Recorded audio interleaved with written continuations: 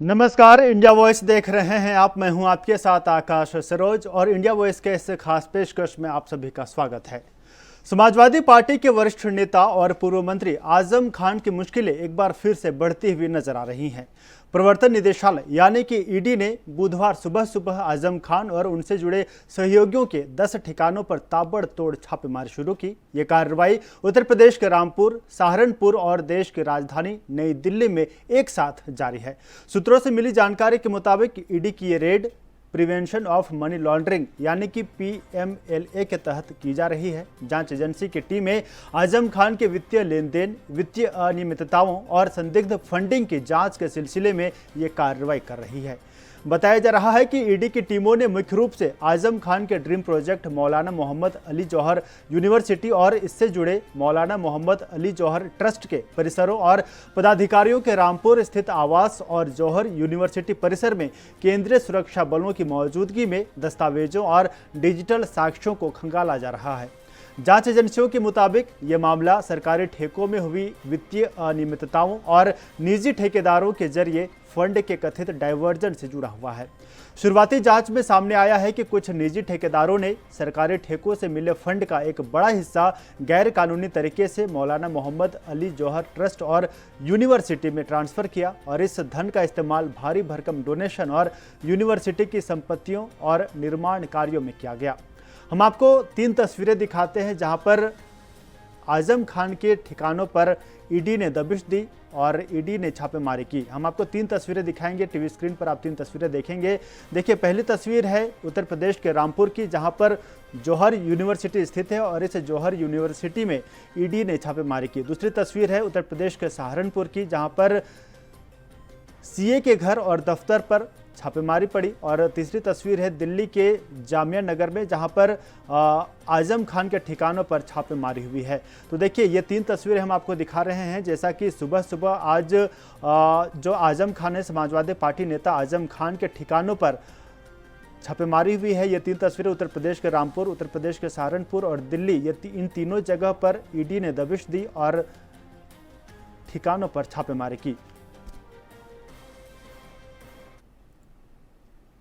अब आजम खान के ठिकानों पर हो रही ईडी की कार्रवाई के बाद सियासी संग्राम भी तेज हो गया है। बीजेपी ने समाजवादी पार्टी पर हमला बोला है, जबकि समाजवादी पार्टी और कांग्रेस ने कार्रवाई को लेकर सरकार पर सवाल उठाए हैं। आप ये रिपोर्ट देखिए।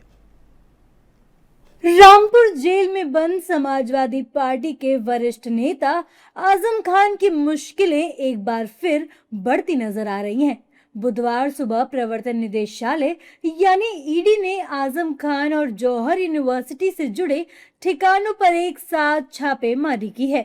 रिपोर्टों के मुताबिक ईडी ने बुधवार को रामपुर, सहारनपुर और दिल्ली में कुल 10 परिसरों पर तलाशी ली, जिसमें आजम खान के ठिकानों पर ईडी की रेड रामपुर की जौहर यूनिवर्सिटी, सहारनपुर में CA दीपक गुप्ता का घर और ऑफिस और दिल्ली के जसोला इलाके का DDA फ्लैट शामिल है।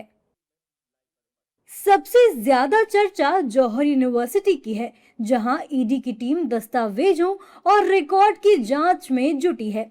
यूनिवर्सिटी के बाहर भारी पुलिस बल तैनात किया गया।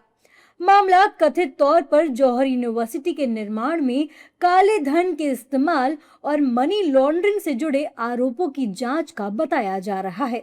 ED prevention of money laundering act यानी PMLA के तहत कार्रवाई कर रही है।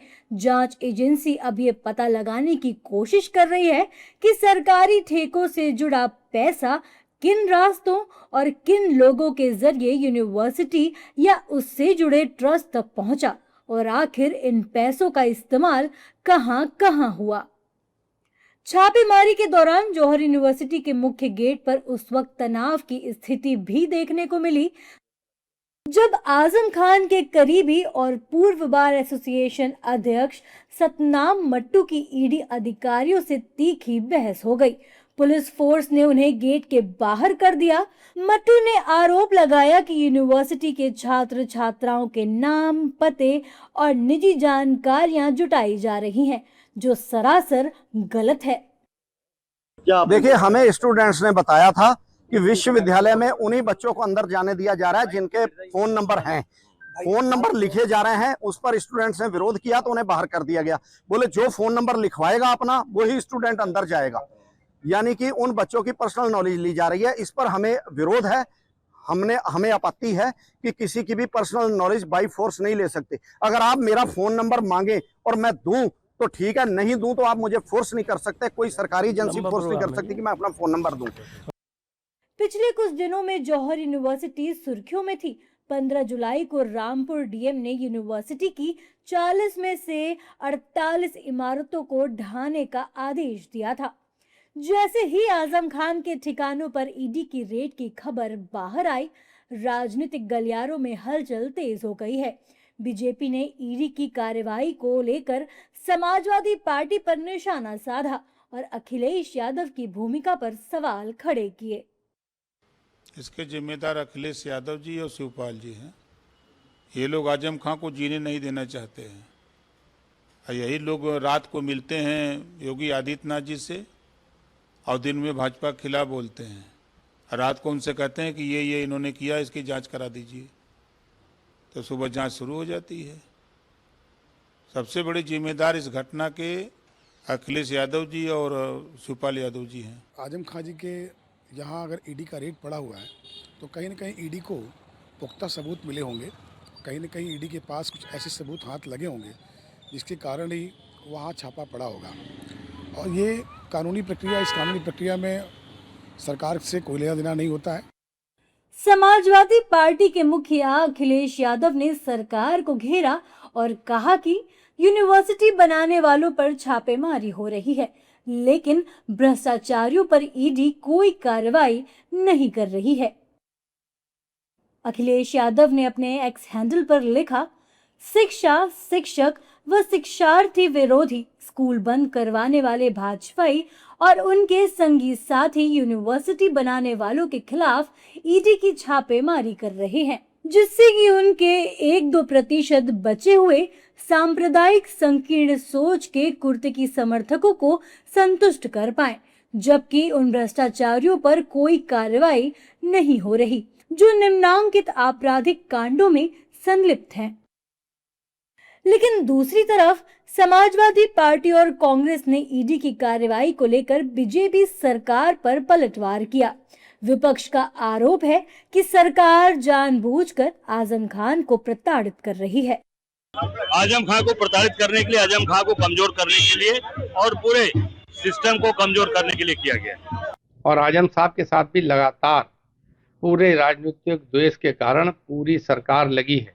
उत्तर प्रदेश की और दिल्ली की, उनको तरह तरह से प्रताड़ित किया जा रहा है, उनके समर्थकों को प्रताड़ित किया जाता है। अब हद तो ये हो गई कि एक यूनिवर्सिटी जो पब्लिक प्रॉपर्टी है, जो आम गरीब बच्चों के पढ़ने की यूनिवर्सिटी है, जो इस समय के सबसे सर्वश्रेष्ठ विश्वविद्यालय के इंफ्रास्ट्रक्चर के साथ बनी यूनिवर्सिटी है, कभी उस यूनिवर्सिटी को तोड़ने का फरमान जारी करते हैं, कभी उसमें और कमी निकालते हैं।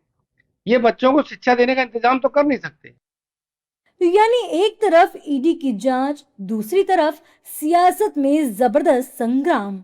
आजम खान इस वक्त जेल में है, लेकिन उनके नाम से जुड़ी जौहर यूनिवर्सिटी ट्रस्ट और ठिकानों पर ईडी की कार्रवाई ने यूपी की राजनीति में फिर से आजम खान को केंद्र में ला खड़ा कर दिया है।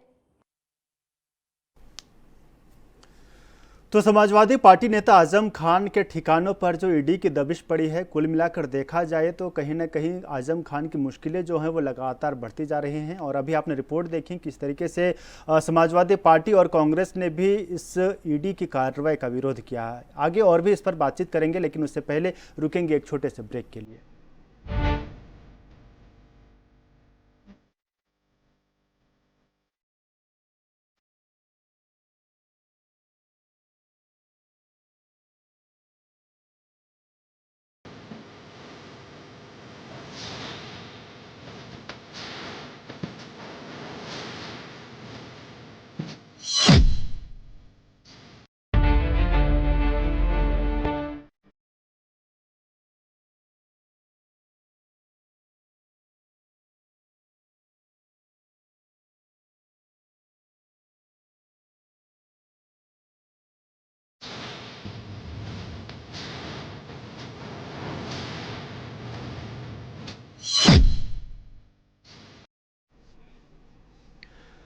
ब्रेक के बाद आपका स्वागत है। आज हम बात कर रहे हैं आजम खान पर। जिस तरीके से ईडी ने दबिश दी है उस पर आज हम डिटेल से चर्चा कर रहे हैं। तो आपको बता दें कि समाजवादी पार्टी के वरिष्ठ नेता आजम खान पर ईडी की दबिश लगातार जारी है और सहारनपुर, रामपुर और दिल्ली के ठिकानों पर लगातार छापेमारी हो रही है। और आपको बता दें कि जौहर यूनिवर्सिटी जो रामपुर में स्थित है, इस यूनिवर्सिटी पर वित्तीय अनियमितताएं और सरकारी फंड का गलत उपयोग, तमाम तरह के आरोप हैं और उसको लेकर ईडी ने आजम खान के तमाम ठिकानों पर छापेमारी जारी है और दबिश डालकर दस्तावेज खंगाले जा रहे हैं। अब देखने वाली बात होगी कि क्या कुछ जानकारी निकलकर सामने आएगी। आपको बता दें कि उत्तर प्रदेश के रामपुर और सहारनपुर और इसके साथ ही राजधानी दिल्ली में भी छापेमारी चल रही है और आजम खान से जुड़े सीए के घर और दफ्तर पर भी ईडी ने दबिश डाली है। वहां पर भी दस्तावेज खंगाले जा रहे हैं। जिस तरीके से PMLA के तहत ये छापेमारी जारी है। आज हम इस पर बातचीत करेंगे। हमारे साथ वरिष्ठ सहयोगी आलोक गुप्ता बने हुए हैं। आलोक जी, आपका बहुत बहुत स्वागत है इंडिया वॉइस में। आलोक जी, आज हम चर्चा कर रहे हैं आजम खान पर। जिस तरीके से कई ठिकानों पर आजम खान के ठिकानों पर छापेमारी कर रही है, आलोक जी हम ये जानना चाहेंगे कि ये पूरा मसला क्या है, क्या कुछ कारण है ईडी के दबिश डालने का? देखिए, मैं बताता हूँ कि जौहर यूनिवर्सिटी के जो निर्माण हुआ है और जौहर ट्रस्ट, और खासतौर से आज की जो ईडी की रेड जो हुई है रामपुर, सहारनपुर, दिल्ली के 10 ठिकानों पर, जो कहीं ना कहीं आजम खान से सीधे संबंधित है। और इसके साथ ही आजम खान के जो सीए हैं दीपक गुप्ता, उनके भी कार्यालय और दफ्तर पर भी ईडी की रेड हुई है। जो जानकारी मिल रही है, जो पुख्ता जानकारी है कि ट्रस्ट जो है अब तक तकरीबन 494 करोड़ रुपए के खर्च का हिसाब नहीं दे पाया है। इनकम टैक्स ने इसके पहले भी इसका हिसाब किताब मांगा था और हिसाब किताब जब नहीं दे पाई है ट्रस्ट, तो ट्रस्ट का यानी कि मौलाना जौहर अली यूनिवर्सिटी ट्रस्ट का जो पंजीकरण है, एनरोलमेंट है, उसको रद्द किया जा चुका है। लेकिन जो मुद्दा है वो है 494 करोड़ रुपए के खर्च का, जिसका कोई हिसाब किताब इन ट्रस्ट की तरफ से नहीं दिया गया है।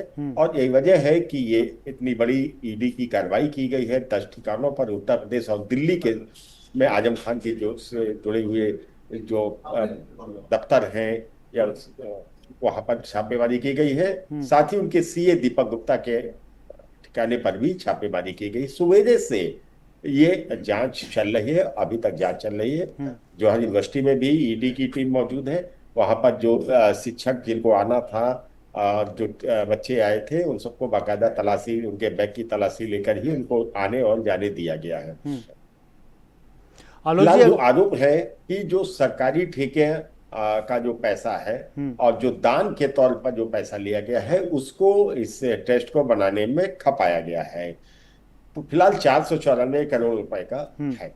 और जौहर यूनिवर्सिटी उस वक्त से ही सुर्खियों में है जब आजम खान ने इसको बनवाया था और उस समय मुलायम सिंह यादव खुद उस यूनिवर्सिटी के उद्घाटन के अवसर पर मौजूद थे। पूरी सरकार वहां पर थी, अखिलेश यादव वहां पर मौजूद थे और तब से ये सुर्खियों में है। उसके बाद में जब 2017 में समाजवादी पार्टी की सरकार जाती है और योगी जी की बतौर मुख्यमंत्री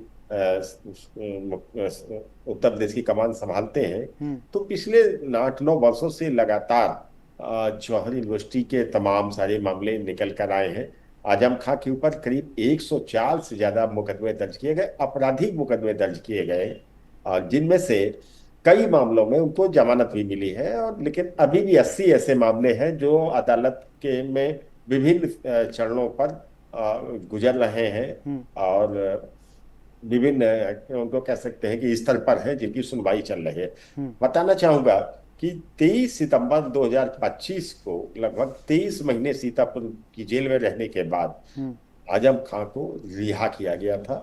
55 दिन वो बाहर थे और उम्मीद की जा रही थी कि शायद योगी सरकार की कुछ मेहरबानी रही है, क्योंकि लंबा ये काट चुके थे, बार बार ये मेडिकल ग्राउंड की बात करते थे और स्वास्थ्य का हवाला देते हुए इनको जमानत मिल गई थी। लेकिन एक दूसरे मामले में पैन का से संबंधित मामला था। पैन कार्ड से जुड़े हुए एक मामले में इनको दोबारा 7 साल की सजा सुनाई थी और 7 साल की सजा सुनाने का फैसला आने के बाद आजम खान को दोबारा जेल भेज दिया गया था। यानी कि करीब 55 दिन आजम खान पिछले सितंबर 2025 में जमानत पर बाहर आए थे और उसके बाद से फिर वो जेल में ही है। इनकी प्रॉपर्टी जो जौहर यूनिवर्सिटी है उसको ध्वस्तीकरण का आदेश भी जिला प्रशासन ने पिछले महीने दिया था और करीब 34 ऐसी बिल्डिंग माफ कीजिएगा 38 ऐसी इमारतें हैं जो जौहर यूनिवर्सिटी के अंदर बनी है, जो इलीगल तरीके से बनी है, जिनको ध्वस्त करने का आदेश दिया था। फिलहाल ट्रस्ट की तरफ से, आजम खान की तरफ से जिला प्रशासन के इस फैसले के खिलाफ कमिश्नर के दफ्तर में अपील की गई और अपील में जो मामले की सुनवाई हुई है उसमें ध्वस्तीकरण के आदेश पर फिलहाल राहत दे दी गई है। ध्वस्तीकरण के आदेश को स्टे मिल गया है आजम खान और ट्रस्ट को, तो वहां से उनको जरूर राहत मिली है।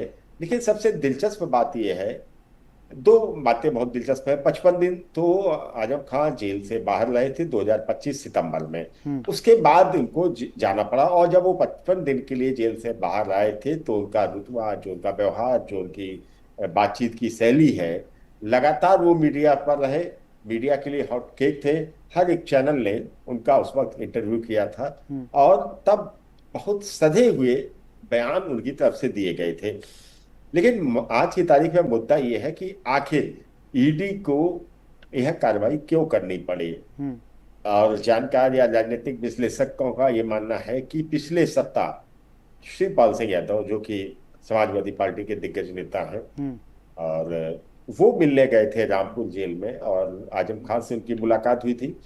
अब्दुल्ला आजम जो उनके बेटे हैं उनसे भी मुलाकात हुई थी। तकरीबन 1 घंटे तक यह मुलाकात चली थी और जब मुलाकात करने के बाद शिवपाल सिंह यादव जेल से बाहर निकलते हैं, रामपुर जेल के बाहर, तो मीडिया को जो बयान देते हैं वह बयान भी लगातार सुर्खियों में बना हुआ है, क्योंकि शिवपाल सिंह यादव ने यह कहा था कि आजम खान के साथ में अत्याचार किया जा रहा, उन्हें बेवजह जेल में रोका गया है और अगर सपा की सरकार बनती है तो उन्हें न केवल मंत्री बनाया जाएगा बल्कि प्रदेश के गृह मंत्री जैसे महत्वपूर्ण पद की जिम्मेदारी भी दी जाएगी।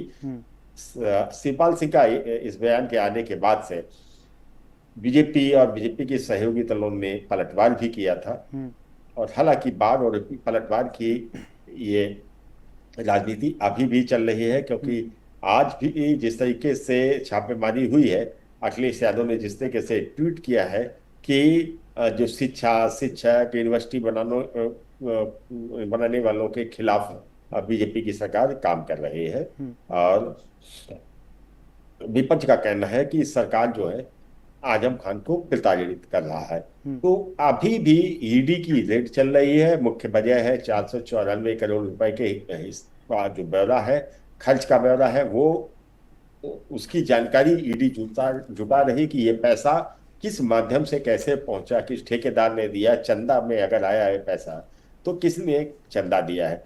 तो ये अभी मामला देखा जाए तो कुछ दिनों तक अभी हाईलाइट रहेगा, क्योंकि ईडी की तरफ से भी कोई आधिकारिक बयान अभी सामने नहीं आया है कि दस्तावेज जरूर दस्त किए हैं, डिजिटल कंप्यूटर, लैपटॉप, फोन, इनको भी जब्त करने की जानकारी मिली है। लेकिन कंक्रीट खबर के लिए हो सकता है देर रात तक सामने आए कि ईडी की तरफ से आधिकारिक बयान जब सामने आता है। जी आलोक जी, अगर विपक्ष की बात करें तो विपक्ष पे लगातार इस कार्रवाई को लेकर सवाल खड़े कर रही है। अगर बात करें, एक तरफ कहा जा रहा है कि जौहर यूनिवर्सिटी को बंद करने की साजिश रची जा रही है, दूसरी तरफ कहा जा रहा है कि इसकी टाइमिंग को लेकर, क्योंकि विधानसभा चुनाव भी होने हैं उत्तर प्रदेश में और उसको लेकर कहा जा रहा है कि बदले की भावना के साथ ये कार्रवाई की जा रही है। इसको लेकर क्या कुछ कहना चाहेंगे? बिल्कुल, मैंने आपको भी बताया है कि टाइमिंग की जो बात आप कर रहे हैं, विधानसभा चुनाव सर पर है और ऐसे में पीडीए की बात करने वाली समाजवादी पार्टी के नेता की 10 ठिकानों पर जिस तरीके से छापेमारी होती है, तो कहीं ना कहीं इसका इम्पैक्ट आने वाले विधानसभा चुनाव में भी देखने को मिल सकता है। हालांकि विपक्ष ने साफ तौर पर, अखिलेश यादव का भी जो बयान आया है कि उन्होंने कहा है कि सरकार शिक्षक यूनिवर्सिटी का विरोध करने वाली है सरकार है, और इस तरीके से उन्होंने अपने ट्वीट में उत्तर प्रदेश सरकार को आड़े हाथों लिया है। और तमाम दूसरे नेताओं का भी कहना है कि सरकार आजम खान को प्रताड़ित कर रही है। तो ईडी की इस कार्रवाई को लेकर विपक्ष यह प्रयास कर रहा है कि किस तरीके से आजम खान के साथ जो व्यवहार किया जा रहा है, उस मुद्दे को वो कितनी हाइट दे सकते हैं, कहां तक ले जा सकते हैं, ताकि आने वाले चुनाव में इसका भी कुछ लाभ लिया जा सके।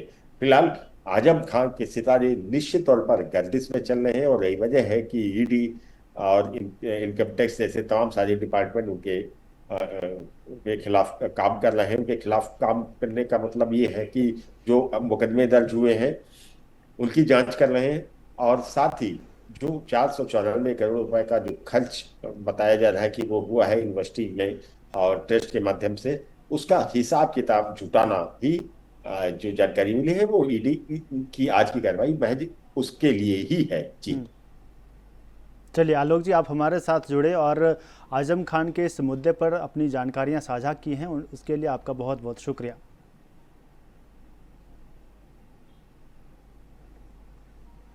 तो कुल मिलाकर देखा जाए तो आजम खान और उनसे जुड़े ठिकानों पर ईडी की ये कार्रवाई जौहर यूनिवर्सिटी और जौहर ट्रस्ट से जुड़े कथित वित्तीय लेन देन और सरकारी ठेकों के धन के कथित डायवर्जन की जांच में एक अहम कदम मानी जा रही है। जांच एजेंसी की छापेमारी से इस मामले में आगे और भी बड़े खुलासे होने की संभावना है। हालांकि जांच पूरी होने और आधिकारिक तौर पर सामने आए तथ्यों के बाद ही ये स्पष्ट हो सकेगा कि आरोपों में कितनी सच्चाई है और इस मामले में आगे किस पर क्या कुछ कार्रवाई होती है। तो फिलहाल इस खास पेशकश में इतना ही। देखते रहिए इंडिया वॉइस। नमस्कार।